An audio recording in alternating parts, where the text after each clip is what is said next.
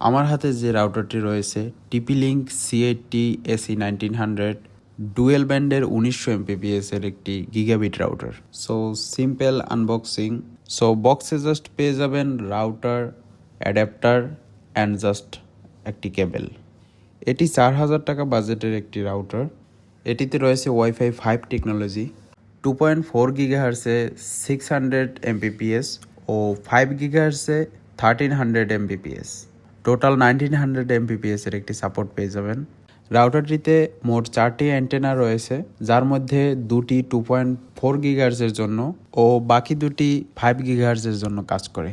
এর থেকে টোটাল 2000 থেকে 2400 স্কোয়ার ফিটের মতো কভারেজ পেয়ে যাবেন। এছাড়াও এতে ব্যবহার করা হয়েছে WPA3 security support, parental control ও অ্যাক্সেস কন্ট্রোলের মতো ফিচার। রাউটার সেট আপ করার জন্য প্রথমেই পাওয়ার অ্যাডাপ্টার অ্যান্ড অন্য থেকে আসা ইথারনেট কেবলটি রাউটারের 1 পোর্টে লাগিয়ে দিতে হবে এবং আইএসপি থেকে পাওয়া আইপি অ্যান্ড পাসওয়ার্ড দিয়ে জাস্ট কনফিগার করে নেবেন।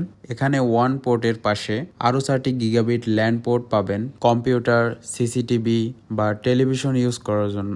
এবারে এর রেঞ্জ চেক করে দেখব। প্রথমেই রাউটারের কাছ থেকে স্পিড টেস্ট দেব।